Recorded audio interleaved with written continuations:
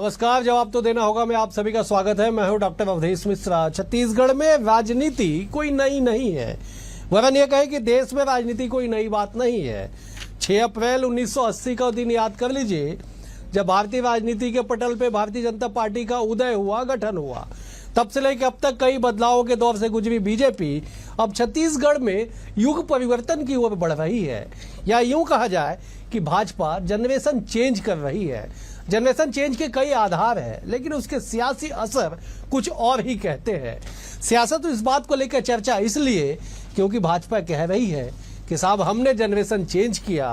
विपक्ष में बेचैनी बढ़ गई, इसलिए क्योंकि सारे जो यूथ है उन्हें बड़ी जिम्मेदारी दी जा रही है और देने की तैयारी भी की जा रही है। आज इसी विषय पर चर्चा करेंगे, लेकिन उससे पहले देख लीजिए ये खास रिपोर्ट।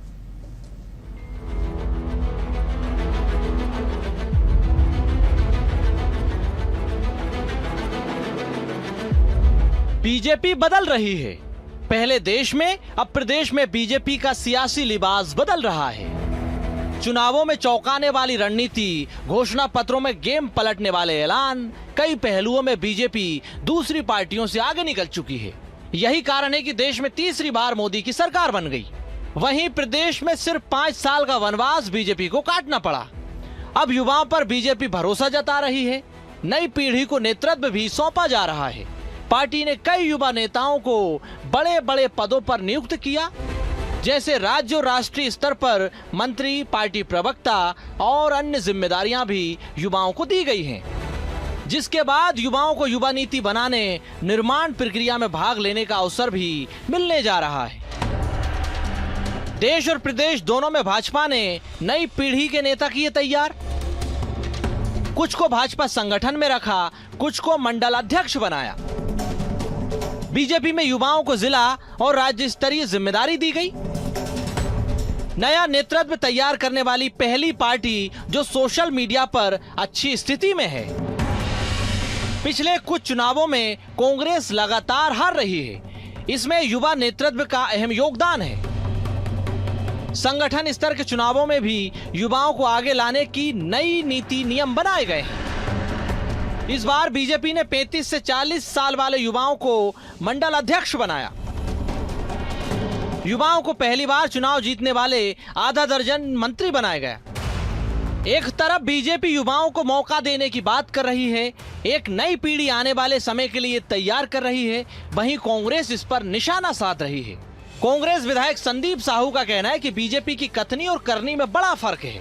कहीं युवाओं को मौका नहीं दिया जा रहा है। आज छत्तीसगढ़ में सदन के अंदर भी आप देख लीजिए, ज्यादा युवा विधायक कांग्रेस के हैं। इधर बीजेपी विधायक सुशांत शुक्ला का कहना है कि बीजेपी अपने आप में अद्भुत काम करती है।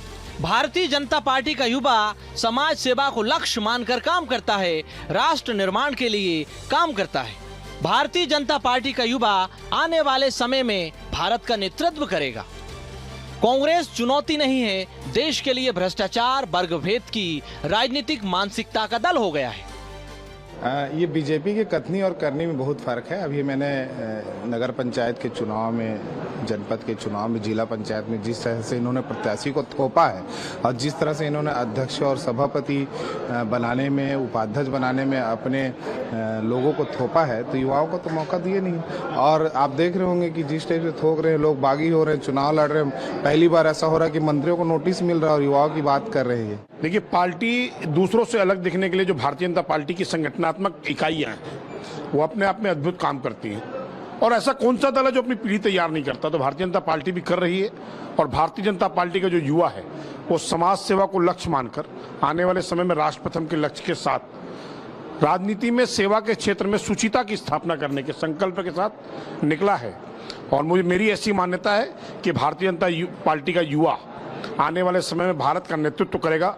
यही मंशा लेकर हम समाज सेवा के क्षेत्र में बढ़े हुए हैं। फिलहाल बीजेपी के बदलाव पर कांग्रेस की तिलमिलाहट लाजमी है। सियासती कसौटी इस समय कांग्रेस के लिए ही लाजमी है, जबकि बीजेपी अपना अगला नेतृत्व तैयार कर चुकी है। राजनीतिक विशेषज्ञ भी मानते हैं कि युवाओं को मौका मिलना देश की तरक्की का रास्ता तय करता है। अब बीजेपी में जनरेशन चेंज हो रही है तो विपक्ष यानी कांग्रेस बेचैन दिखाई दे रही है। Bureau report, BSTV Chhattisgarh. इस रिपोर्ट को देख के आप समझ गए होंगे कि सियासत में क्या कुछ परिवर्तन हो रहा है और बीजेपी में जनरेशन चेंज कैसे हो रहा है। आज इसी विषय पे चर्चा करेंगे। 3 बेहद ही खास वरिष्ठ मेहमान हमारे साथ जुड़े। मेहमानों का परिचय सबसे पहले आपसे करा देता हूं। कांग्रेस की ओर से अजय गंगवानी जी है, वरिष्ठ नेता है, प्रवक्ता है। अजय जी बहुत स्वागत है आपका। बीजेपी की ओर से राजीव चक्रवर्ती जी है, वरिष्ठ नेता है, प्रवक्ता है। राजीव जी आपका बहुत स्वागत है।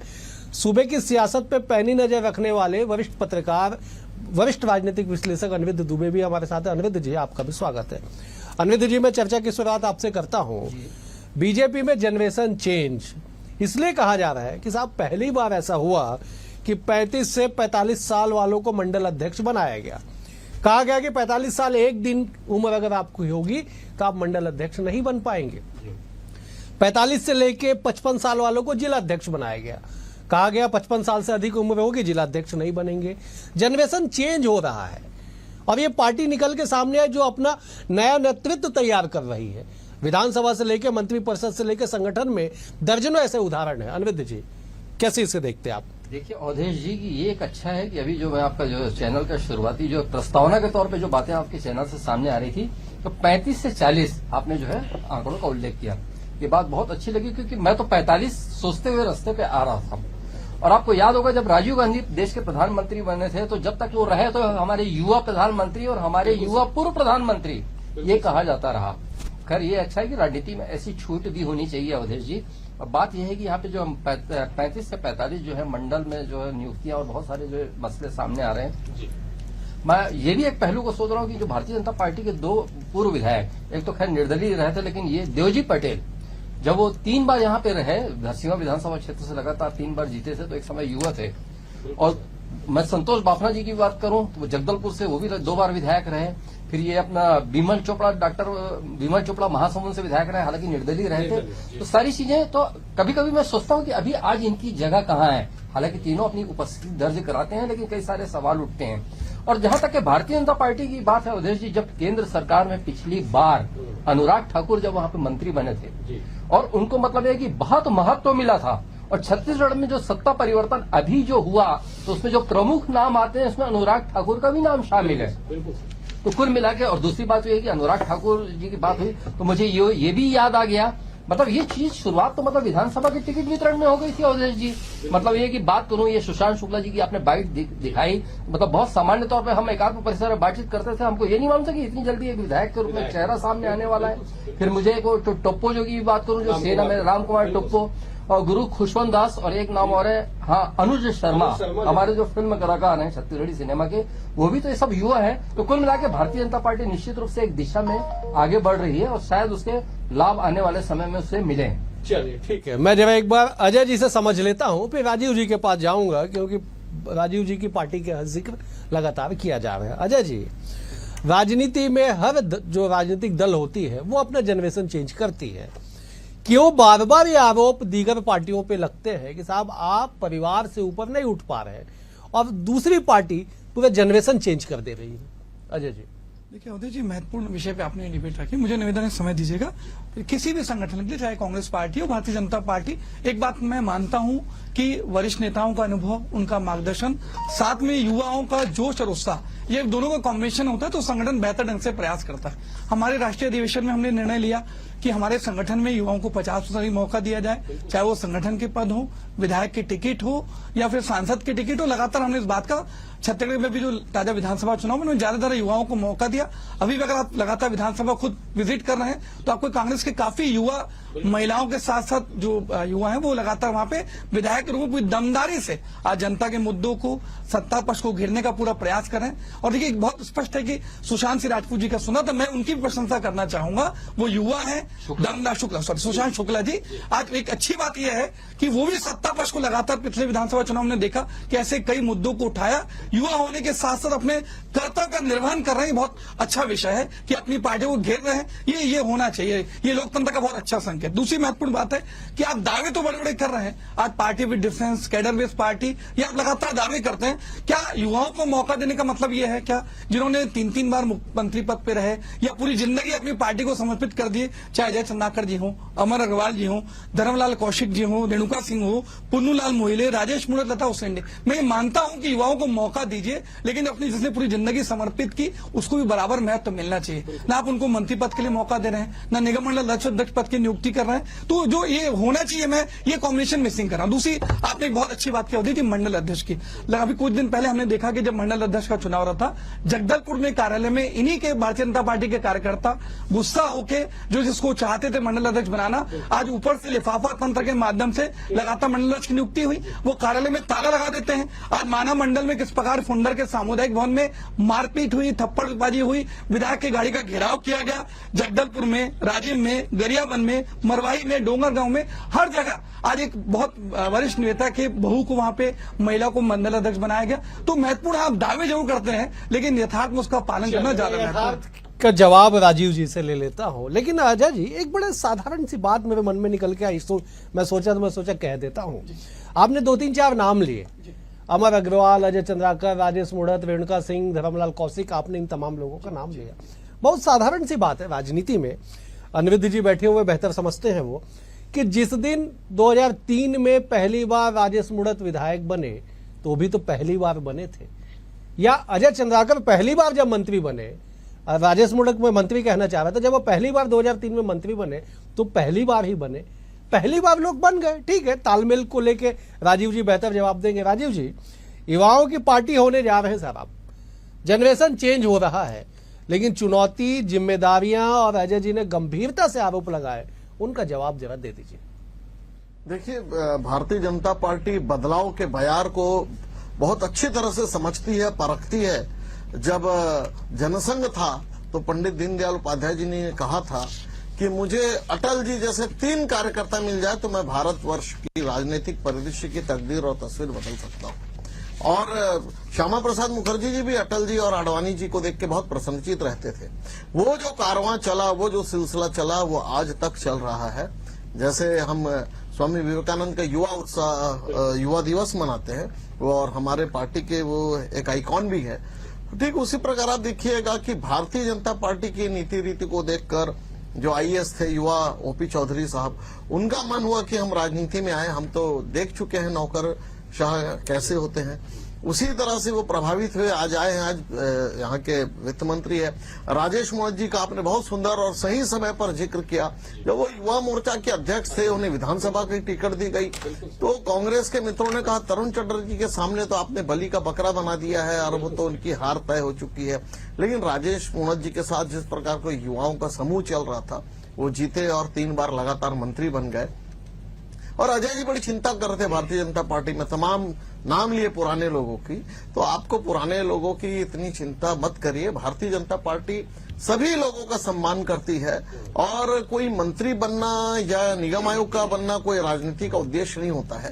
राजनीति का उद्देश्य होता है मुद्दे पर अपनी पार्टी के साथ रहना, अपने पार्टी में दिए गए दायित्व का निर्वाह करना, और दायित्व नहीं मिलता है तो भी पार्टी के साथ लगे रहना, उनके रीति नीति का प्रचार प्रसार करना। ये भारतीय जनता पार्टी में जनरेशन जो कहते हैं first generation, second generation, fourth generation, 5th generation, सभी लोग हैं। और बहुत सारे लोग अगर पार्टी के मुख्य धारा में प्ले 11 में भी नहीं है, लेकिन उसके बावजूद ये पार्टी में बाहर रहकर भी, दर्शक दीर्घा में भी बैठकर पार्टी के लिए बहुत शानदार काम करते हैं। युवाओं के साथ जो अनुभव और युवाओं की जो जोड़ी कहते हैं, जो एक कहना चाहिए कि जो टर्बो इंजन कहना चाहिए, एक तरफ अनुभव का बेस रहता है और एक तरफ फ्लाइंग जो रहता है कि मोड रहता है, कि वो सारे लोग मिलकर काम करते हैं और बहुत अच्छी तरह से। देखिए, सफलता कहानी है। राजीव जी लौटूंगा मैं जब अनिरुद्ध जी से कुछ समझ ले, उनके अनुभव का लाभ जरा ले लेते हैं। अनिरुद्ध जी, ओपी चौधरी का जिक्र किया राजीव जी ने, 43 साल लगभग उम्र है उनकी, प्रदेश के वित्त मंत्री। लक्ष्मी राजवाड़े लगभग 34 साल की उम्र, प्रदेश की महिला बाल विकास मंत्री। सत्ता से लेकर संगठन तक में आप नजरें घुमा के देख लीजिए। बीजेपी का मीडिया प्रभारी लगभग 40 साल का उम्र, अमित चिमनानी। तमाम उदाहरण है ऐसे दर्जनों। बीजेपी यूथ पे शिफ्ट हो रही है, इसका असर मैं जानना चाहता हूं। इसका असर खास तौर पे विपक्षी दल पे कितना पड़ेगा, क्योंकि अगर यूथ जुटेगा तो उत्साह दोगुना होगा। देखिए अवधेश जी, जहां तक के बात है, आज का विषय निसंदेह बहुत अच्छा है। और ये भी बात है कि सुशांत शुक्ला अगर के बीजेपी से आपके कैमरे के सामने आए तो इधर से संदीप साहू आए। और ये भी एक बहुत बेहतर बात ये हुई कि दोनों युवा हैं। देखिए क्या है कि बात है अवधेश जी काबिलियत की। मैं कह रहा हूं कि विषय बहुत अच्छा है, लेकिन मैं दोनों तरफ की बात अब करना चाहूंगा मैं, और खास करके मैं दूसरी तरफ की बात अब और ज्यादा करना चाहूंगा। दिनेश पटेल अगर कहीं झीरम घाटी हमले में अगर उनकी शहादत नहीं होती तो माना जाता है कि एक बहुत बहुत बड़ा नेता ये मिलने वाला था। और दुर्घटनावश भले उमेश पटेल की यहाँ पे एंट्री हुई हो, लेकिन उमेश पटेल आए। और आपने जो अभी ओपी चौधरी जी का नाम लिया, लक्ष्मी राजवाड़े जी का नाम लिया, लेकिन आप पिछली सरकार में भी देखिए तो उमेश पटेल और रुद्र गुरु दोनों मंत्री थे, दोनों की भी उम्र उसी के आसपास थी जो लक्ष्मी राजवाड़े की ये है।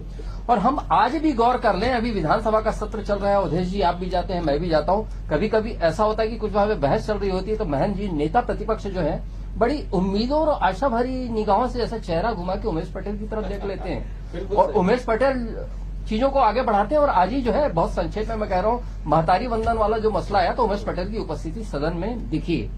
देवेंद्र यादव की मैं बात करूंगा तो देवेंद्र यादव देखिए क्या है कि अभी झंझावात में घिरे रहे, लेकिन कांग्रेस में बोलते हैं कि उनका भविष्य उज्जवल है।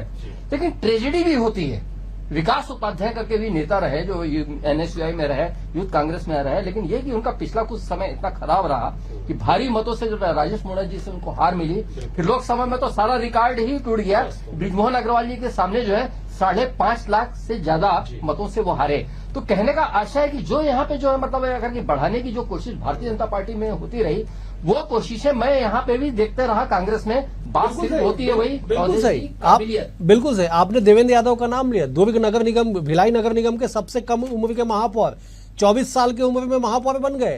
तब जब आज के युवा कंफ्यूज होते कि साहब करना क्या है, वो महापौर बन गए। 34 साल की उम्र में दूसरी बार के विधायक, लोकसभा चुनाव लड़ चुके हैं, महापौर रह चुके हैं, संघ एआईसीसी में सचिव है, जिम्मेदारियां कांग्रेस में है। लेकिन आपने 4-5 और भी नाम बताया।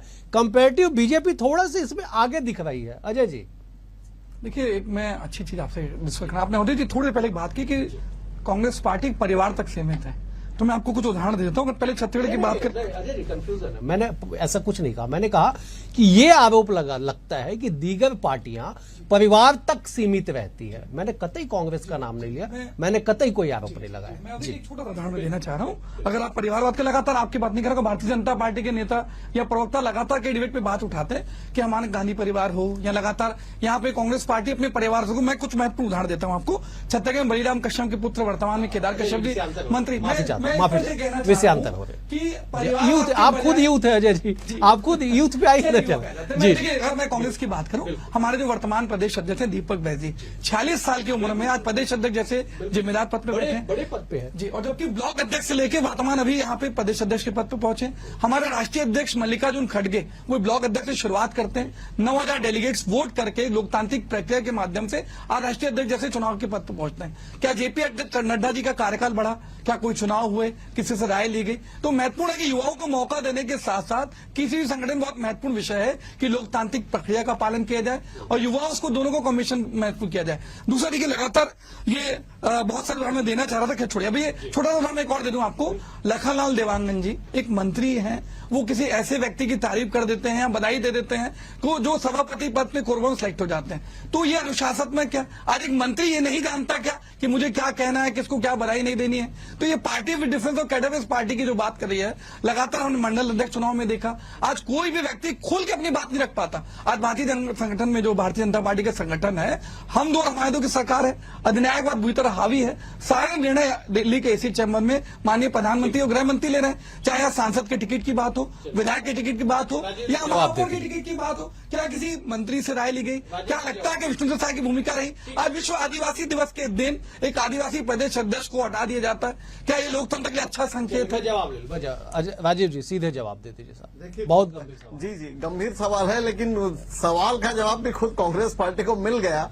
विष्णुदेव साय जी को हटाया नहीं गया था, उन्हें दूसरा दायित्व दिया गया था और राष्ट्रीय कार्य परिषद में लिया गया था और उन्हें पुनः मुख्यमंत्री बनाया गया।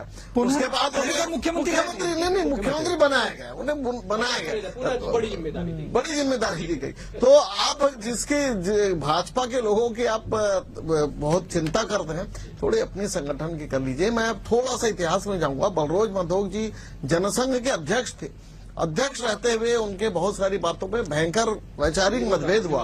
तो पार्टी के जो युवा नेतृत्व था उन्होंने कहा कि आप जनसंघ से अलग हो जाइए। वो जनसंघ को चलाते रहे और बाद में भारतीय जनता पार्टी बन गई, जो जिसमें लोकदल से लेकर तमाम पार्टियां जुड़ गई और वो इतिहास था आपातकाल के समय।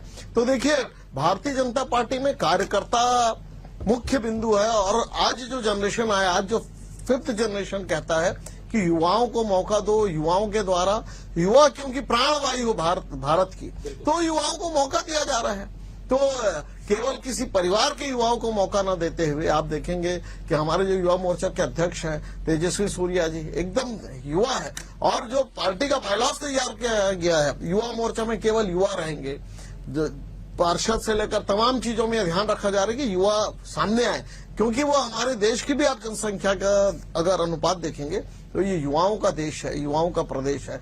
युवाओं का नवतेज, युवाओं का जोश, उनका जुनून, उसी को लेकर हम आगे बढ़ रहे हैं। भारतीय जनता पार्टी आगे बढ़ रही है।